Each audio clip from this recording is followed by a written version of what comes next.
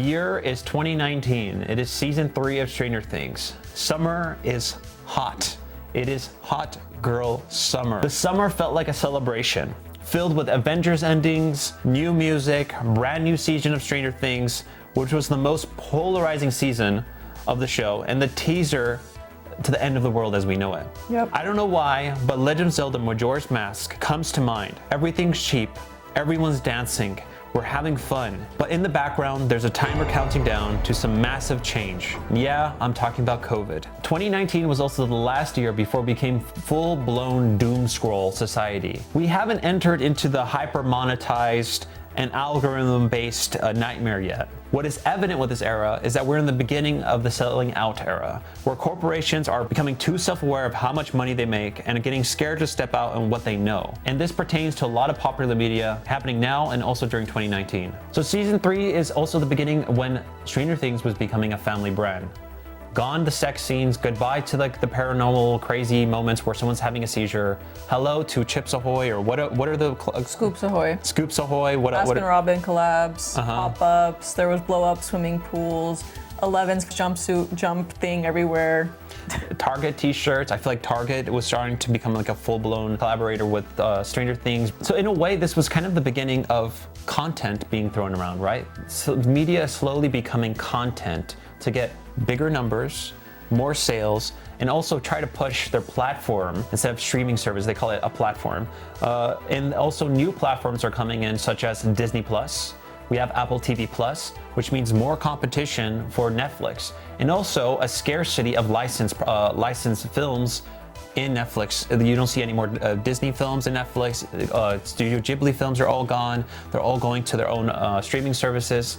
So now there's this push of we need original IPs. We need original products. When some like to say original content, right? But let's get into some little bips and bops of 2019 so you can understand what this bubble was like. So during this year, we had the Trump impeachment talks, Colin mission scandals. So Captain Marvel and also Brie Larson was hated, and this is the beginning in a way of like the hatred of Me Too. We also have nostalgia is still readily here, and we're kind of getting into a fatigue, but we're not questioning it as much.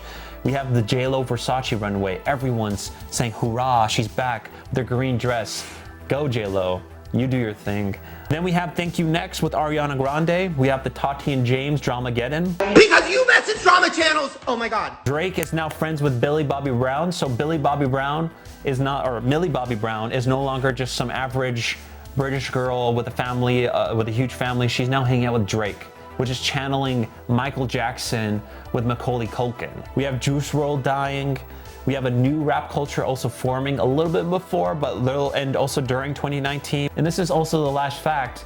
We kind of liked Tesla during this time. And I'm not saying I didn't like Tesla at all. Never did. But I think Elon Musk was turning into this Albert Einstein-like figure. Where we're like, oh, he's such a genius, like people were seeing him as a role model. I think at this time he was dating Grimes. Elon Musk, my family wants a meeting with you.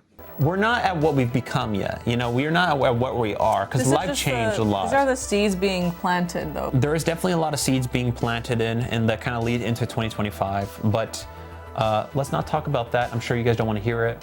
You want to hear about season 3. Lilit. And why it's my least favorite season until 5 came out, or? Definitely was a mood. It was definitely a vibe. That's not why I watch shows, so let me get into that. Yeah. For me, this season is when Stranger Things was so big that it forgot its own self. It became a show for cheerleaders and not for losers. The mall being the primary setting made a lot of sense. For how much scale there was in 1 and 2 and supernatural eeriness, this one just kind of dumbed it down. And one of the biggest reasons why was the whole Russia plot being Russia having a base in a mall, and the fact that Steve and a bunch of 10-year-olds were able to infiltrate it successfully and get away with it too. And that just alone for me was enough for me to not be into the season, because I thought it completely diminished the stakes. I thought that the parts with Hopper and him hating on Mike were so insufferable. And he reminded me a lot of Thor. You brought up how Thor became this comedy schlock film, even though it was colorful and beloved. And Hopper, for being such a character with so much depth, just kind of became this miserable, once again alcoholic man. And you would think that him having a second chance with a daughter wouldn't lead to that, but he just became so annoying. And the show started to have that humor that I really don't like, which I would think is Marvel humor, where they just keep yelling and fighting. Yeah. And there's so many scenes in this season where it's just them saying, drive! Joyce, drive! Joyce, please! Joyce! Drive! And from what you're describing with the fact that it was the last huzzah before the downfall of society and humanity, I think that's why people hold it to such a high regard, because I too had a really good summer that year. It was still the time when I could see my cousins every week, swim with them. Nothing felt dystopian to that degree yet where we couldn't ignore it. It was definitely lingering, but we were able to kind of just close our ears and say la la la. So yeah, I too have memories, but that wasn't really enough for me to say the season was good. I still realized that it was more of a fast food season, and I prefer my hipster sandwich over the fast food. Yeah, but it's also kind of odd too, because there was also a big gap where Stranger Things didn't release because of COVID. And so a lot of people during COVID would have this as their last season. You don't even know. I think I am what do they call it? I think they call it a flat earther. They got into it, yeah. Or they got into when it this was, when this was coming out. So it's such a funny thing that like the last thing that they get is like a hyper sugar-fied version of Stranger Things. Mm-hmm. And it almost, and when you tell them that we're saying like explaining how like the show is just over exaggerated and all these things, it kind of reminds me of like a children's book, but not like a children's book, more like I'm turning from elementary to middle school and I'm reading about this gang that is doing the most random things, beating all these monsters like a Scooby-Doo show. Mm-hmm. I don't mind that, but then you kind of think about, it's so very odd that like that was the last season, because you're stuck alone in a home and you can't go outside and you're seeing these kids run around, you know, go to malls, interact with people, seeing fireworks right there, and then also beating off the Russians. It's kind of, it feels like such a opposite, such a contrast to what you're in. America energy. And it was also all during July 4. So what I did like about this season is that they did pair some fun characters together. Scoop's Troop.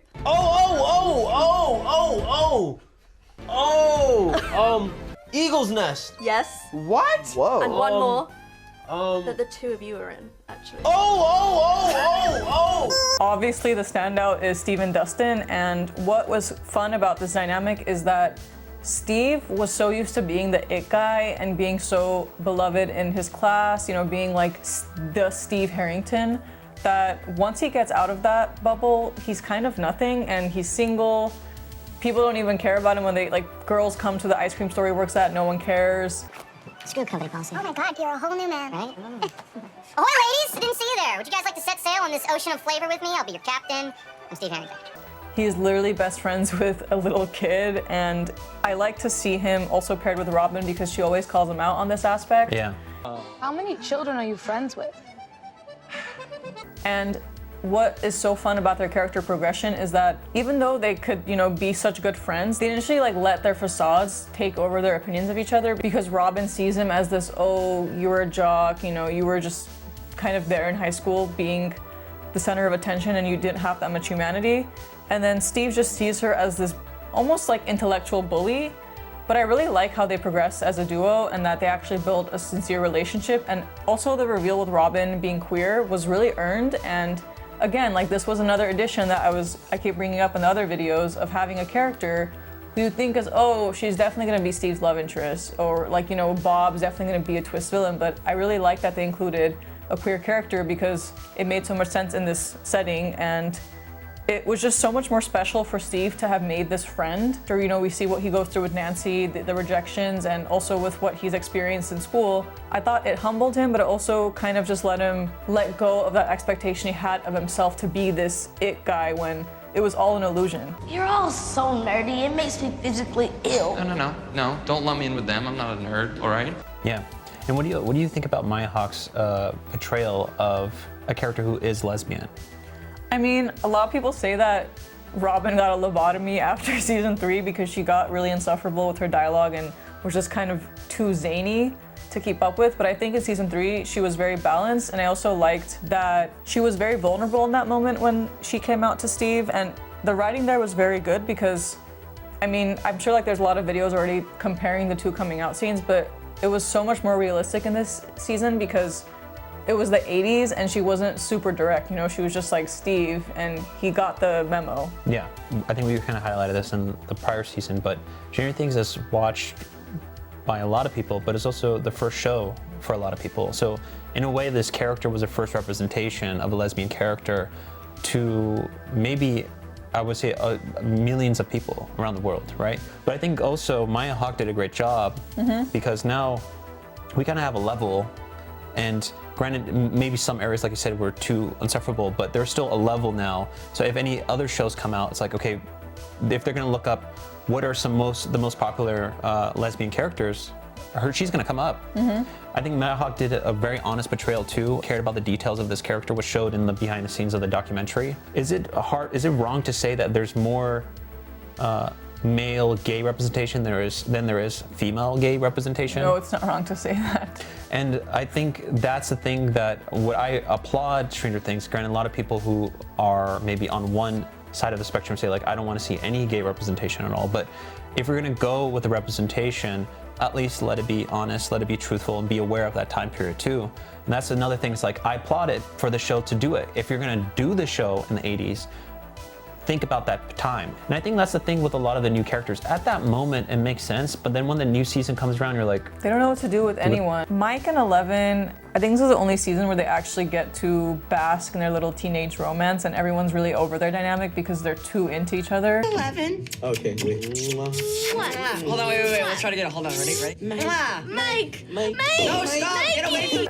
But again, I thought it brought out the worst in Hopper. What stood out to me more though than Mike and Eleven's relationship in season 3 was Max and Eleven's relationship, because it was really cute that they went with the route of her actually having a female friend for once, because she'd been so used to being around these boys. This is a code red. Shut up. Yeah. And I like that they didn't make it a love triangle or this weird tension anymore.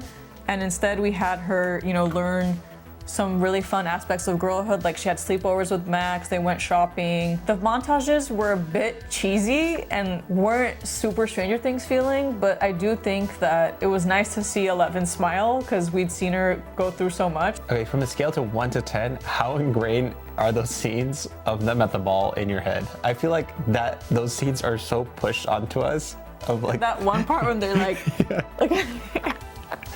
I feel like those moments in the mall is like so brainwashed into our brain. They're like, remember the memories that Eleven had with Max? And like they're walking with JCPenney in the back, just big bold letters. Yeah, because unfortunately that's all we get with them, and I feel like it's such a waste because it would be so sincere and just so much more touching to see their bond grow. And sure, she saves her life in season 4, but I don't know, like I kind of wish I got to see more of them just have these talks about their boyfriends or about each other. Like, I'm not saying only about their boyfriends, but you know, I just kind of wish I got to see more than just montages with them. My name's Ketchup and my name is Mustard. Together we're Ketchup and Mustard. At this point, all the boys were like very teenagey and were kind of just kicking it back. Like Will was the only one that was still into childhood, and he was kind of seen as the freak even more here. But wasn't like the whole thing was like he didn't catch up to what the kids already moved on from? They're all moved on from D&D, and Will was still stuck in that. Tomorrow we can play D&D. Now can we play D&D? No. Trust me, not my fault. What? And I remember one of my favorite scenes in this season is when he breaks the Byers castle. Yeah. Or Fort Byers. Again, like I wish we got more of those character dramas because that is what stuck with me, but this season, again, was more focused on Hopper being insufferable. It was more focused on this plot with these rats possessing the townspeople, Billy, I don't know, a lot of those, again, the Russians. Is that so? Yeah. That just kind of took me out a lot, and I almost wish I could ignore those elements, but to me, like this is, you know, it's an ensemble piece, and when you add everything together, it's definitely very mishmash. They seem drunk. Why would they be drunk? I have an actual, check it out! I think there's two things that I want to highlight on. So also, there is a death in the season 2, and there was a death in the prior scene, which we already talked about, which is Will's potential stepdad. Max's brother dies here in this season. But another thing that I want to highlight is that you're right. Like 11 does fix a lot of things, and like that's kind of like almost the ending of each season. Like she fixes. For season 2, for season 1, she finds where Will is and like helps in the direction. Season 2 is she closes the portal. And then season 3 is what is season 3? That was one I wanted to ask. Actually, season 3, I forgot. She really protects a lot of the characters during the Starcourt battle moment, but Billy is the one that sacrifices himself. Right. At the end, and I don't like Billy. I don't think he's meant to be liked because he's clearly a bully, and most of the screen time he gets, he's either flirting with Karen Wheeler or being horrible. So I personally don't understand the impact he had on fans, because outside of sacrificing himself, he hadn't done anything in this show. Like, there was never even a moment between him and Max that was like, oh wow, this brother loves his sister. So I think I hate to say it, but I think a lot of people liking Billy is because he's attractive. Where does this go? Then where does this go? Oh! Yeah, but the one thing that I will applaud, and this is the thing that I really wish, season 5 I really wanted from season 3 was a moment where they're just kids, you know? Like, I wish there was a moment where they said, oh, really, like, did this really just happen again? Like, do we have to start all over? I just wanted to watch Back to the Future. Like, this new movie just came out. Why can't we just watch it? Like, there's this moment where, like, I want to be a kid at this time, but this crap is still taking me in. Like, and the season is that, and I kind of like that. I kind of like that. There's moments where they're sitting in movie theaters and being as though they're in a mall, or just it is a vibe, yes, but it's showing that there are kids in Hawkins. And I appreciate that deeply. And I wish Stranger Things 5 did that. I wish there was a moment where it's like, are you serious? Like, does this really need to happen? Like, at least one of the characters, and I think Dustin kind of did that, where it was like, I want to mourn for my friend.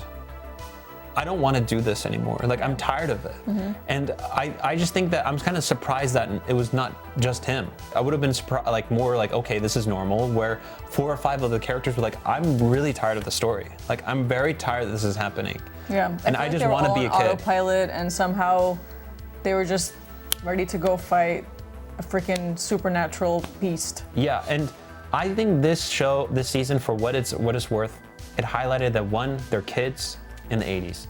That's it. Like, let's go into this goofiness, let's go into the stupidity, but end of the day, it's that. They're kids.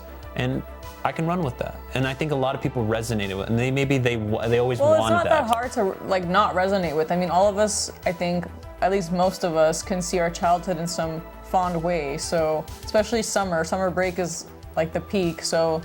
Yeah. But it comes with flaws, and I think I wanted, and you probably wanted, something with substance, like you said. And also, Nicki Minaj, hate the scene with Dustin and Susie singing Neverending Story. Oh my god. I don't know if I'm not a theater kid or what, but I thought that was one of the most insufferable scenes ever.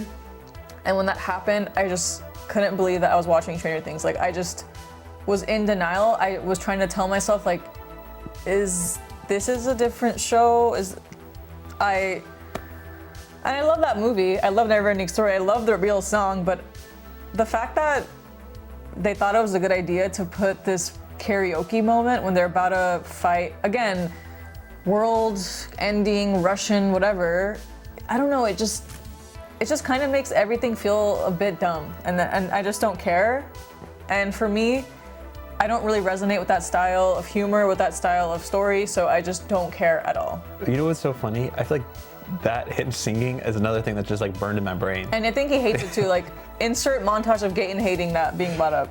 Written on the pages is the answer to a never-ending story. He hates this. Written on the pages is the answer to a never-ending story. Okay. But it is so ingrained, I think, into Stranger Things culture.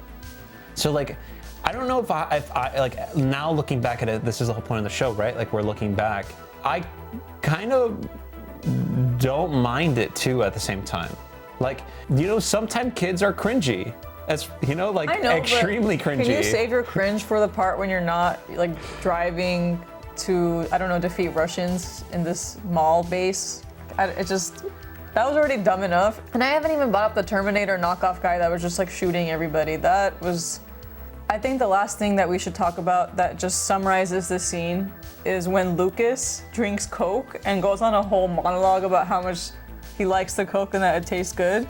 This is when I knew that my favorite show had fallen victim to corporations, because you really have this character out here having a whole speech about Coca-Cola. Like, it just went, like, how did we get here? Sweeter, bolder, better. You're insane. If you guys can go back to season 2 retrospective, remember Kellogg's? 14% increase. Imagine, I can't imagine how many times and how many different corporations they went to. So look at this, 14% increase. Your brand can be in our movie. Yeah, what if 11 drank out of a Coke can? Yeah, what kind of increase will you get from that? Why does Coke need that? Like, Coke is not needing any more advertisement. Coke don't need advertisement at all. Coke's been advertised in every movie known to man. But they don't even need money. Thank you, Coca-Cola. Stranger Things season 3 just got a little bit more tastier. Brought to you by Coca-Cola. We got bought out too. I wish, honestly, if it made me money, maybe I would agree. Let's go to Vecnasi. Princess La. Princess La. Don't you love your country? You can't spell America without Erica.